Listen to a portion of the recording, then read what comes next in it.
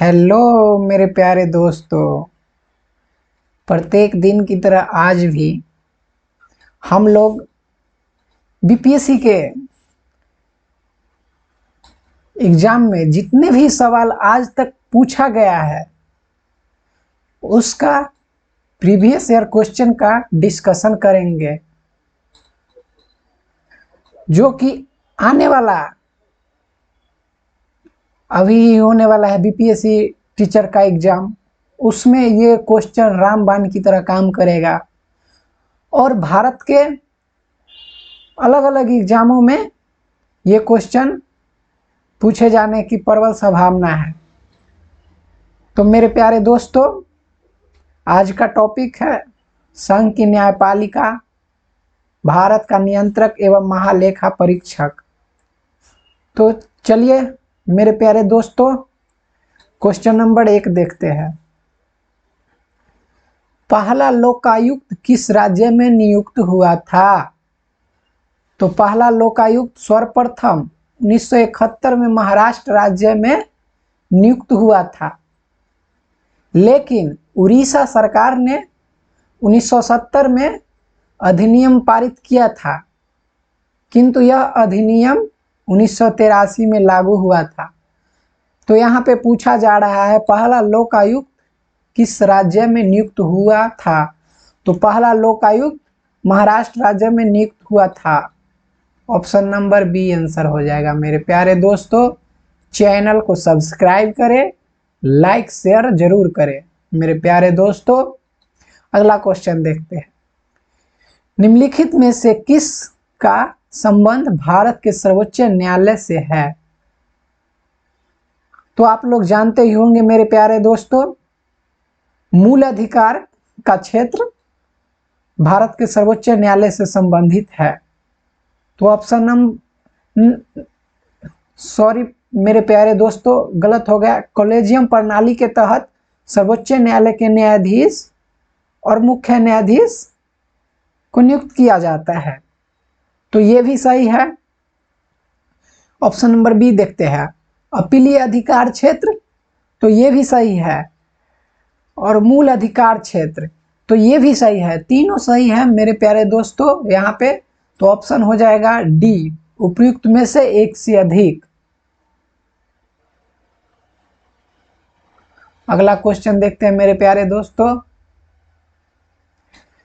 केंद्रीय सूचना आयोग में मुख्य सूचना आयुक्त के रूप में अपना शपथ लेने के तुरंत बाद बिमल जुल्का द्वारा सूचना आयुक्त के रूप में इनमें से किसे शपथ दिलाई गई? तो ये उस समय का करेंट अफेयर्स का क्वेश्चन था, तो ये क्वेश्चन का भी हम लोग डिस्कशन कर लेते हैं। अमित पांडे इसका आंसर हो जाएगा। Option number A. अगला क्वेश्चन देखते हैं। सर्वोच्च न्यायालय एक है, सर्वोच्च न्यायालय क्या है? तो संघीय न्यायालय है, सही बात है। मानव अधिकारों का संरक्षक है, ये भी सही बात है। आर्टिकल अनुच्छेद 32 के तहत है। संविधान का अंतिम विवेचक है, संविधान का अंतिम विवेचना करने वाला सर्वोच्च न्यायालय ही है और उच्च न्यायालय भी है, सिविल न्यायालय है। सभी सही है, इसका आंसर हो जाएगा ई।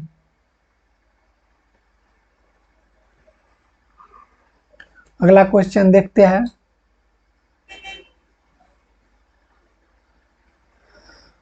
स्वतंत्र भारत के प्रथम विधि आयोग के अध्यक्ष कौन थे? तो स्वतंत्र भारत के प्रथम विधि आयोग के अध्यक्ष श्री MC सीतलवाड़ जी थे। तो यहाँ पे आंसर हो जाएगा डी। अगला क्वेश्चन देखते हैं।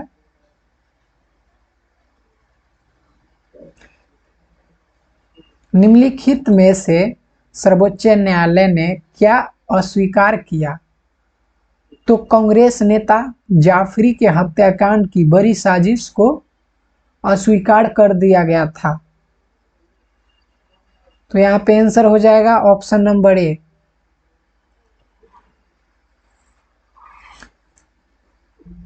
मेरे प्यारे दोस्तों, ये सभी क्वेश्चन बीपीएससी आयोग के द्वारा पूछा गया क्वेश्चन है, जो टीचर एग्जाम, दरोगा मेंस, अदर एग्जाम में पूछे जाने की प्रबल संभावना है। उसी का एमसीक्यू हम लोग देख रहे हैं।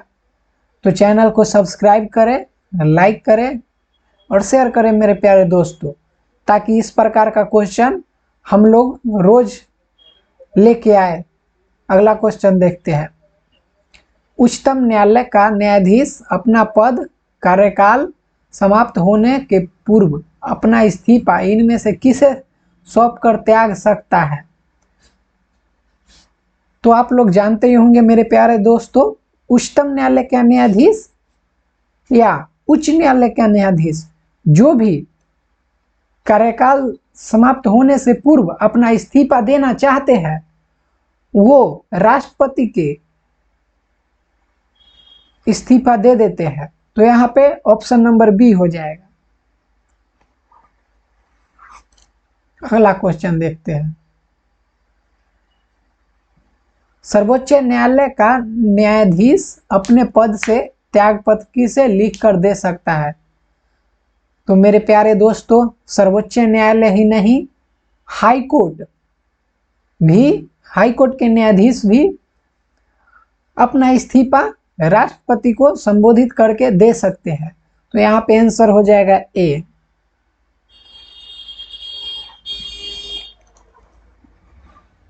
अगला क्वेश्चन देखते हैं मेरे प्यारे दोस्तों। एएस आनंद 1990 के दशक के अंत में किस पद पर कार्यरत थे? तो ये उस समय का करेंट अफेयर्स हो जाता है। तो भारत के मुख्य न्यायाधीश के पद पे कार्यरत थे। तो यह ऑप्शन नंबर बी हो जाएगा। अब मुख्य न्यायाधीश, सुप्रीम कोर्ट का उल्लेख अनुच्छेद 124 में है। ये भी मेरे प्यारे दोस्तों याद रखिएगा। भारत के नियंत्रक एवं महालेखा परीक्षक की नियुक्ति किसके द्वारा की जाती है?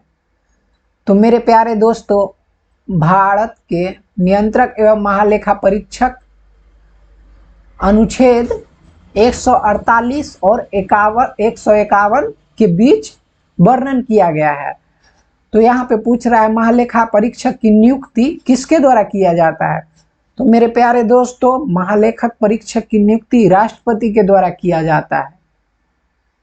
और इसको वही शक्ति प्राप्त है जो सर्वोच्च न्यायालय के न्यायाधीश को प्राप्त होता है मेरे प्यारे दोस्तों। तो ऑप्शन नंबर ए हो जाएगा। अगला क्वेश्चन देखते हैं। भारत के सर्वोच्च न्यायालय ने किस मामले में संभावित अधिनिर्णय के सिद्धांत को अपनाया? तो गोलकनाथ बनाम पंजाब राज्य में अपनाया था। और गोलकनाथ बनाम पंजाब राज्य में भी मौलिक अधिकार का मुद्दा उठा था। ये भी याद रखिएगा मेरे प्यारे दोस्तों। तो ऑप्शन नंबर सी हो जाएगा। अगला क्वेश्चन देखते हैं। उच्च न्यायालय के कार्य क्षेत्र में बदलाव किसके द्वारा किया जा सकता है? तो उच्च न्यायालय के कार्य क्षेत्र में संसद के द्वारा बदलाव किया जा सकता है। उच्च न्यायालय का वर्णन अनुच्छेद 214 से 231 तक है। ऑप्शन नंबर ए हो जाएगा। अगला क्वेश्चन देखते हैं। वर्तमान में सर्वोच्च न्यायालय के न्यायाधीशों की संख्या क्या है? तो आप लोग मेरे प्यारे दोस्तों, ये क्वेश्चन तो आप जानते ही होंगे। 33 न्यायाधीश है प्लस एक मुख्य न्यायाधीश है। तो यहाँ पे ऑप्शन में दिखाई नहीं दे रहा है। यहाँ पे ऑप्शन नंबर ई हम लोग टिक कर सकते हैं। तो ऑप्शन नंबर ई, टोटल संख्या 34 है। अगला क्वेश्चन देखते हैं। भारत में न्यायिक पुनरावलोकन का आधार है। तो कानून द्वारा स्थापित प्रक्रिया भारत में न्यायिक पुनरावलोकन का आधार है। और न्यायिक पुनरावलोकन अनुच्छेद 137 के तहत वर्णन है। इस विचार को अमेरिका के संविधान से लिया गया है, ये भी याद रखिएगा मेरे प्यारे दोस्तों। तो ऑप्शन नंबर बी हो जाएगा। अगला क्वेश्चन देखते हैं। मेरे प्यारे दोस्तों, चैनल को सब्सक्राइब करें, लाइक करें, शेयर करें। मेरे प्यारे दोस्तों, न्यायिक पुनरावलोकन का अर्थ यह है कि उच्चतम न्यायालय, इसका अर्थ यह होता है कि किसी भी राज्य के कानून को अवैध घोषित कर सकता है अगर वह कानून संविधान के विरुद्ध हो। तो यहाँ पे आंसर हो जाएगा डी, और ये अनुच्छेद 137 के तहत वर्णन किया गया है। भारतीय सुप्रीम कोर्ट ने संबंधित के अनुच्छेद 142 में प्रावधानिक अपनी विशेष शक्तियों का उपयोग करते हुए निम्नलिखित में से किस भारतीय राज्य में लोकायुक्त नियुक्त किया गया है? तो उत्तर प्रदेश में किया गया था मेरे प्यारे दोस्तों, अनुच्छेद 142 के तहत।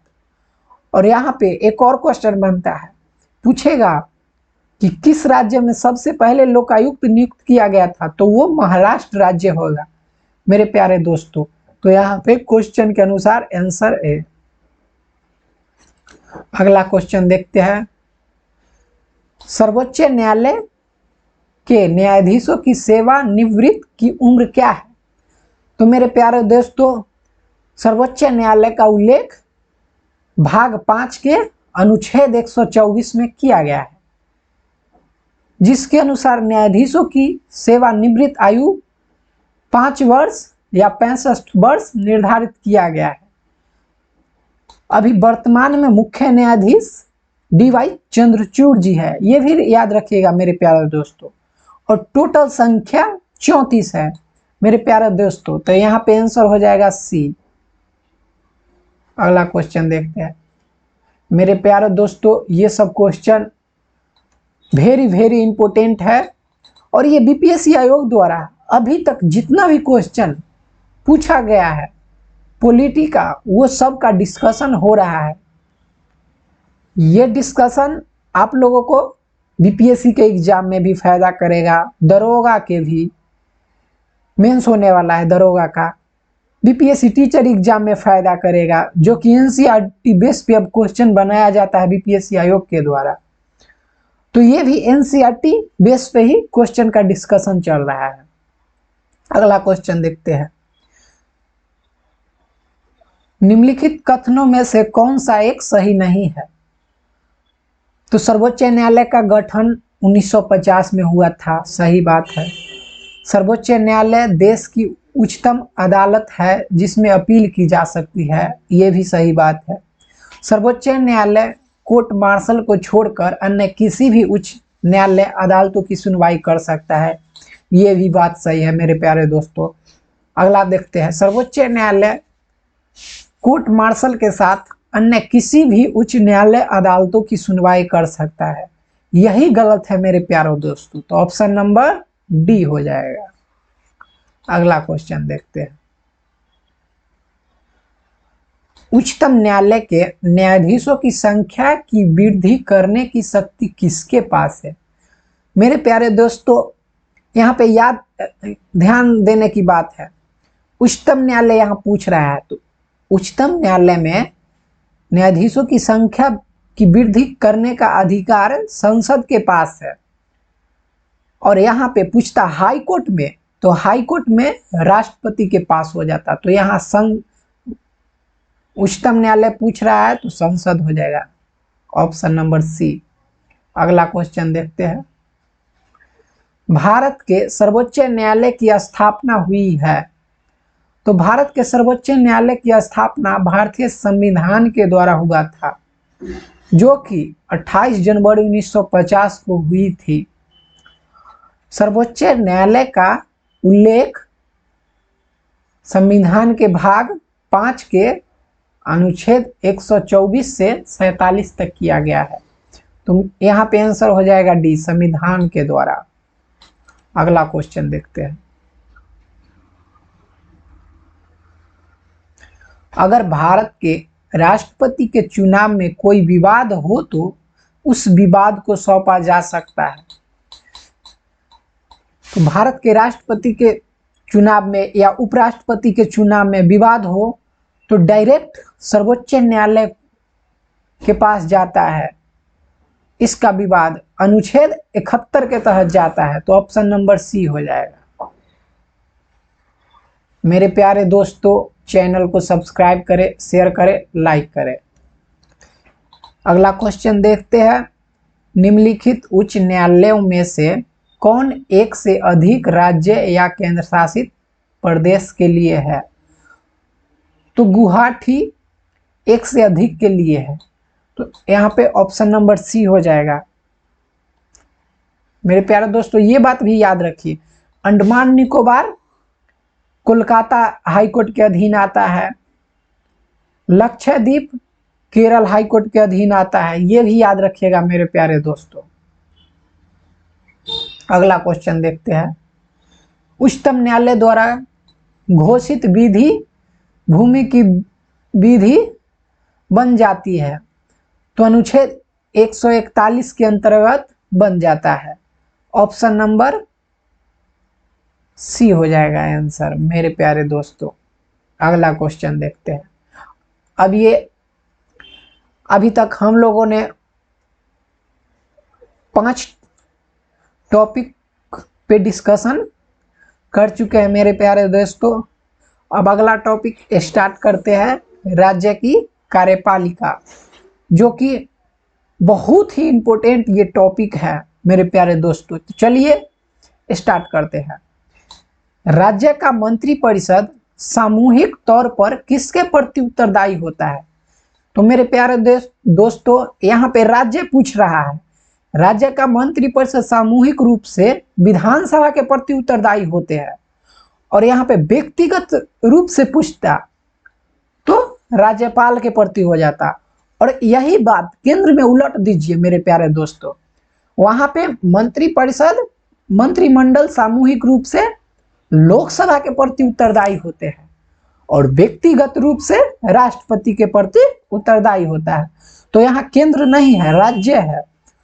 तो सामूहिक रूप से विधानसभा के प्रति उत्तरदायी होंगे। Option number A.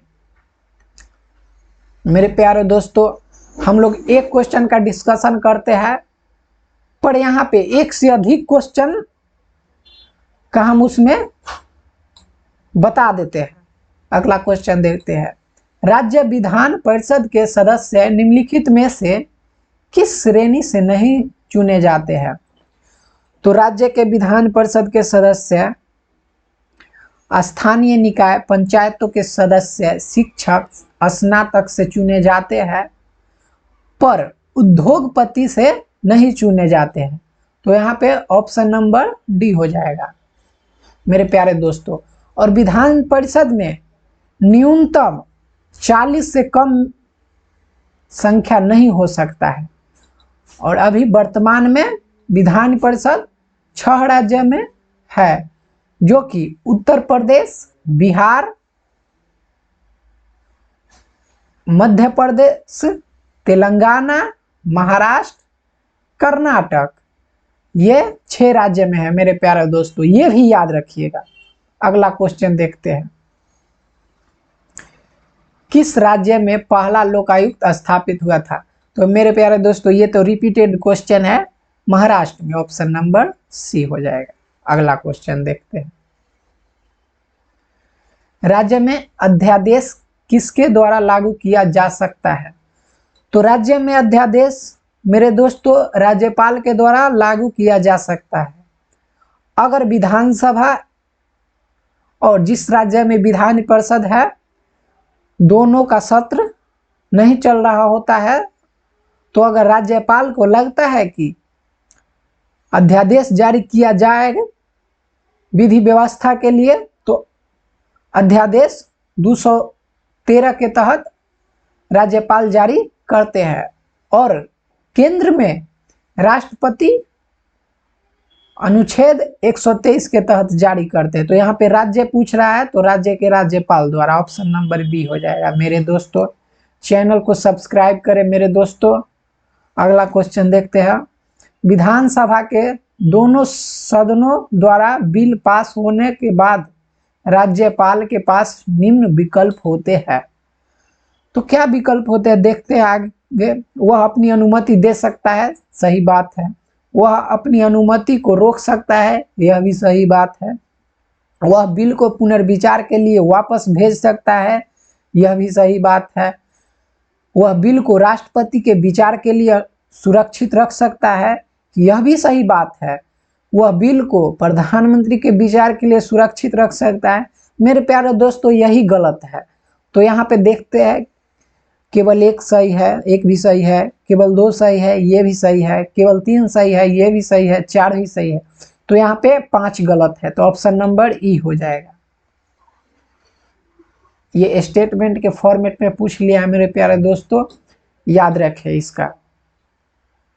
राज्यों की विधान परिषद का निर्माण या समाप्ति कर सकता है। तो मेरे प्यारे दोस्तों, विधान परिषद की स्थापना के लिए राज्यों के विधानसभा के द्वारा प्रस्ताव पारित किया जाता है, और ये प्रस्ताव को अगर संसद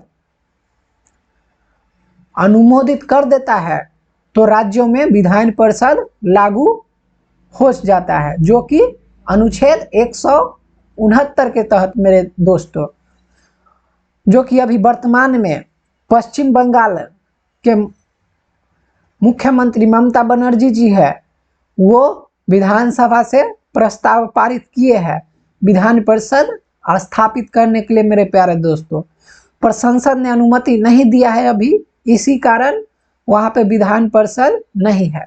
तो संसद अनुमति देता है तो विधान परिषद राज्य में लागू हो जाता है। ऑप्शन नंबर सी हो जाएगा मेरे दोस्तों। अगला क्वेश्चन देखते हैं। किस राज्य में विधान परिषद की संरचना अथवा विघटन किया जा सकता है? तो किसी राज्य में विधान परिषद की संरचना अथवा विघटन केंद्रीय संसद के द्वारा किया जा सकता है। अभी ही ऊपर वाले क्वेश्चन में एक्सप्लेन करके बताए थे मेरे प्यारे दोस्तों। ऑप्शन नंबर बी हो जाएगा। अगला देखते हैं। भारत में राज्य विधान पालिकाओं का उच्च सदन कौन है? तो विधान परिषद होता है मेरे प्यारे दोस्तों राज्य में, और केंद्र में राज्य सभा होता है। तो ऑप्शन नंबर विधान परिषद ए हो जाएगा। अगला क्वेश्चन देखते हैं। निम्नलिखित भारतीय राज्यों में से किसकी राज्य विधानसभाओं में सदस्यों की संख्या अधिक है? तो मेरे प्यारे दोस्तों, हिमाचल प्रदेश में 68 है, तो यहाँ पे आंसर हो जाएगा बी। अगला देखते हैं। किसी राज्य का राज्यपाल नियुक्त किया जाता है? तो किसी राज्य का राज्यपाल राष्ट्रपति के द्वारा नियुक्त किया जाता है मेरे दोस्तों। तो आंसर हो जाएगा ऑप्शन नंबर सी। और राज्यपाल बनने के लिए कम से कम 35 वर्ष की आयु अनिवार्य है। ऑप्शन नंबर सी हो जाएगा आंसर। अगला क्वेश्चन देखते हैं। मेरे प्यारे दोस्तों, आप लोग अपना समय व्यर्थ में न गवाएं मेरे प्यारे दोस्तों, क्योंकि अगर समय चला जाता है तो ये समय रिटर्न नहीं आता है मेरे प्यारे दोस्तों। अगला क्वेश्चन देखते हैं। राज्य सरकारों का संवैधानिक प्रमुख कौन होता है? तो राज्य सरकारों का संवैधानिक प्रमुख राज्यपाल होता है, तो ऑप्शन नंबर बी हो जाएगा। और केंद्र का संवैधानिक प्रमुख राष्ट्रपति होता है। अगला क्वेश्चन देखते हैं। राज्य सरकार का कार्यकारी प्रमुख कौन होता है? तो ऊपर वाले ही क्वेश्चन में ये तो रिपीट हो गया है, तो ऑप्शन नंबर बी हो जाएगा, राज्यपाल होता है। अगला क्वेश्चन देखते हैं। जम्मू कश्मीर के राज्यपाल की नियुक्ति कौन करता है? तो केंद्र शासित प्रदेश में भारत का राष्ट्रपति ही करते हैं और राज्य में भी भारत के राष्ट्रपति ही करते हैं।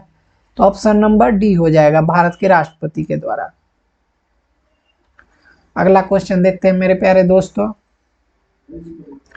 कानूनी विषयों पर राज्य सरकार को कौन परामर्श देता है?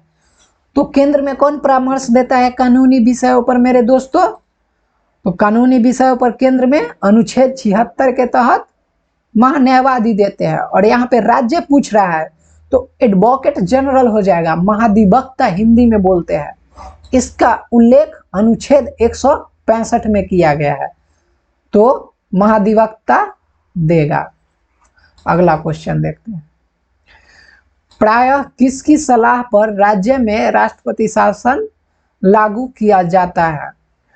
तो अनुच्छेद 356 के तहत राज्यपाल अगर राष्ट्रपति को सलाह दे कि संवैधानिक तंत्र राज्य में विफल हो गया है तो राष्ट्रपति शासन लागू किया जाता है। तो ये आंसर हो जाएगा गवर्नर, ऑप्शन नंबर सी। अगला क्वेश्चन देखते हैं। भारतीय संविधान के अनुसार राज्यों की विधायिका में सम्मिलित है। तो केंद्र में जैसे संसद होता है तो संसद में राष्ट्रपति, राज्यसभा, लोकसभा तीनों मिलकर संसद बनते हैं। वैसे ही उसी प्रकार राज्यों में विधायिका, राज्यपाल, विधानसभा एवं जिस राज्य में विधान परिषद है तो तीनों के मिला के विधायिका बनता है। तो ऑप्शन नंबर डी हो जाएगा। अगला क्वेश्चन देखते हैं। उत्तर प्रदेश के राज्यपाल के ने विधानसभा के सत्र के आयोजन के लिए इसके अध्यक्ष को निर्देश दिया। ऐसा करने में वे उन अधिकारों का उपयोग कर रहे थे जो उनके पद में निहित है। तो अनुच्छेद 175 के दू के द्वारा किए थे। ऑप्शन नंबर यहाँ पे सी आंसर हो जाएगा। अगला क्वेश्चन देखते हैं।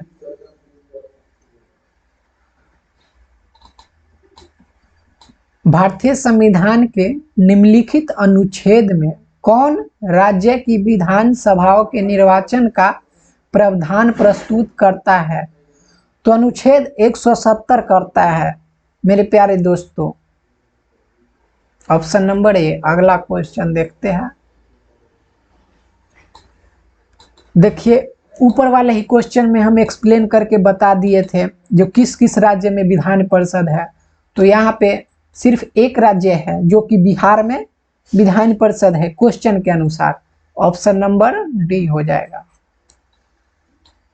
ऐसे महाराष्ट्र में है, कर्नाटक में है, उत्तर प्रदेश में है, आंध्र प्रदेश में है, बिहार में है, तेलंगाना में है।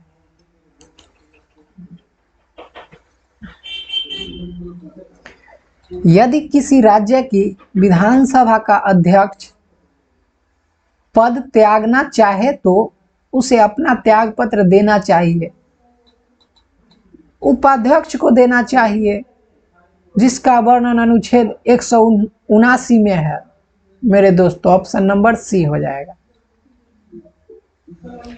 विधान परिषद के सदस्यों की न्यूनतम संख्या होती है। तो ऊपर वाले क्वेश्चन में ही हम बता चुके थे, विधान परिषद की सदस्यों की न्यूनतम संख्या 40 से कम नहीं हो सकता है। Option number B. फिर से न्यू टॉपिक देखते हैं। राज्यों के उच्च न्यायालय, अधीनस्थ न्यायालय। किन राज्यों ने धारा 348 के 2 को प्रयोग से उच्च न्यायालयों में हिंदी भाषा के प्रयोग को मान्यता दी है? तो यहाँ पे उत्तर प्रदेश दिया है, मध्य प्रदेश दिया है, बिहार दिया है, राजस्थान दिया है मेरे प्यारे दोस्तों। तो ऑप्शन नंबर ए हो जाएगा, अनुच्छेद 148 के 2 के तहत। ये भी याद रखिएगा मेरे प्यारे दोस्तों। उच्च न्यायालय के कार्य क्षेत्र में बदलाव किसके द्वारा किया जा सकता है? तो ये तो सिंपल सा क्वेश्चन हो गया। उच्च न्यायालय के कार्य क्षेत्र में केवल संसद के द्वारा बदलाव किया जाता है। Option number A.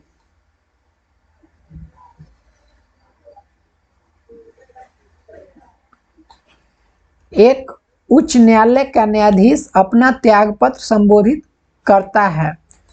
तो उच्च न्यायालय का न्यायाधीश हो या उच्चतम न्यायालय का न्यायाधीश हो या मुख्य न्यायाधीश हो, सभी राष्ट्रपति को अपना त्याग पत्र संबोधित करते हैं। तो ऑप्शन नंबर ए हो जाएगा मेरे प्यारे दोस्तों। मेरे प्यारे दोस्तों, अपने माता पिता का सम्मान करें, उनको ख्याल रखें और एक बात का हमेशा ध्यान रखें, पर्यावरण को अगर बचाना है तो हम सबको इस पे मिल के काम करना होगा। मेरे प्यारे दोस्तों, मार्केट में जाते हो तो अपना खुद का कैरी बैग लेके जाए और खुद का ध्यान रखें। जय हिंद मेरे प्यारे दोस्तों।